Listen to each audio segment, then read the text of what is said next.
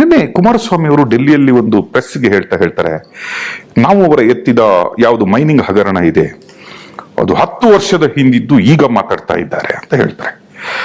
ಅದೇ 1992 ಇಂದ 2024 ವರೆಗೆ ನಡೆದಂತಹ ಈ ಮೂಡ ಆಲ್ಮೋಸ್ಟ್ ನಿಮ್ಮ ಮಡದಿಯ ಕೈಗೆ ಬಂದು 16 ವರ್ಷ ಆಯ್ತು. ನಿಮ್ಮ 2004ಕ್ಕೆ ನಿಮ್ಮ ಮಡದಿಯ ಸಹೋದರ ತಗೊಳ್ತಾರೆ, 20 ವರ್ಷ ಆಯ್ತು. ಅವರ ವಿಷಯಕ್ಕೆ ಬಂದಾಗ ಕುಮಾರಸ್ವಾಮಿ ಅವರು ಹೇಳ್ತಾರೆ 10 ವರ್ಷದಿಂದ ಇವತ್ತು ತಂದು ರಾಜಕೀಯ ಮಾಡ್ತಾರೆ ಅಂತ. 2004 20 ವರ್ಷದನ್ನು ಇವತ್ತು ಪಾದಯಾತ್ರೆಯ ಮೂಲಕ ಬರ್ತಾರೆ. ನಿಮ್ಮ ಲಾಸ್ಟ್ ಕಮೆಂಟ್ಸ್ ಅದಕ್ಕೇನು?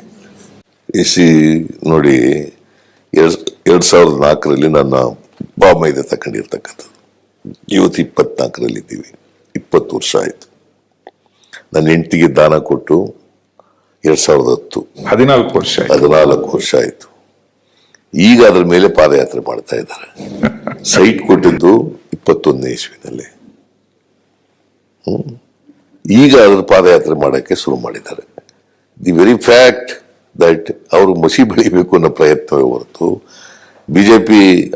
ಬಿಜೆಪಿಯವರು JDSನವರು ಷಡ್ಯಂತ್ರ ಮಾಡ್ಕೊಂಡು ಕೇಂದ್ರ ಸರ್ಕಾರ ಶಾಮೀಲಾಗಿ ಈ ಷಡ್ಯಂತ್ರದಿಂದ ಸಿದ್ದರಾಮಯ್ಯನವರಿಗೆ ಹೇಗಾದ್ರೂ ಮಾಡಿ ಅವರ ವ್ಯಕ್ತಿತ್ವಕ್ಕೆ ಮಸಿ ಬೆಳಿಬೇಕು, ಅವರನ್ನ ಖಳನಾಯಕನನ್ನಾಗಿ ಮಾಡಬೇಕು ಅಂತ ಪ್ರಯತ್ನ ಮಾಡ್ತಾ ಇದ್ದಾರೆ.